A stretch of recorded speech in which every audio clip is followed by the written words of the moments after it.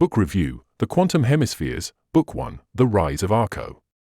By Gareth Mills, Manchester. Let's be honest, most future politics sci-fi is either flying cars nonsense or comic book dictators in shiny uniforms. The Rise of ARCO goes for something far more believable, and far more worrying, a world where no one takes over, no one stages a coup, and yet somehow you wake up one day and realize you don't actually get a say anymore. Dave Roberts' novel isn't about tyranny with tanks.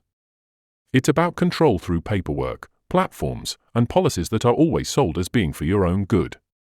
Enter ARCO, the Alliance for Regional Collective Obligation, a shiny new regional bloc that promises stability, security, smooth trade, and fewer messy political disputes. Sounds great. Except ARCO doesn't just cooperate with governments. It slowly becomes the thing that makes the economy, data networks, and even public safety function.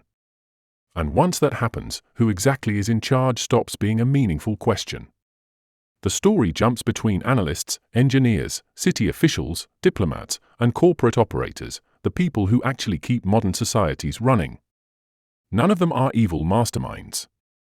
They're just doing their jobs, ticking boxes, hitting targets, and solving the next crisis that's been dumped on their desk. And that's the point, the system doesn't need villains. It runs perfectly well on career incentives and risk avoidance. The tech side is refreshingly grown up. No magic gadgets, no sci-fi nonsense.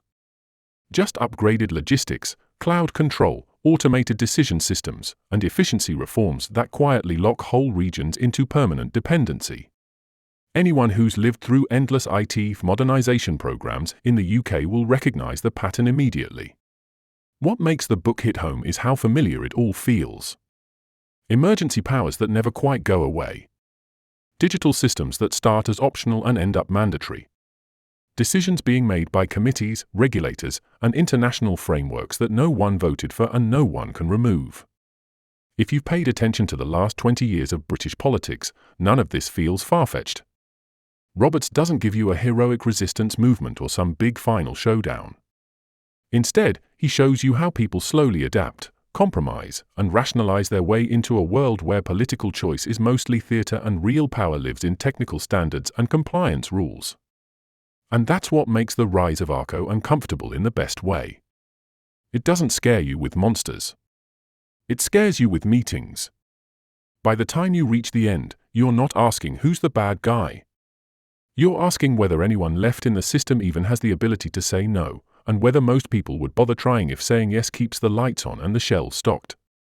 This is sci-fi for readers who don't trust grand promises about safety, stability, and digital progress, and who suspect that freedom usually disappears behind phrases like streamlining and harmonization. For 0.55. Smart, angry, and way too close to real life for comfort.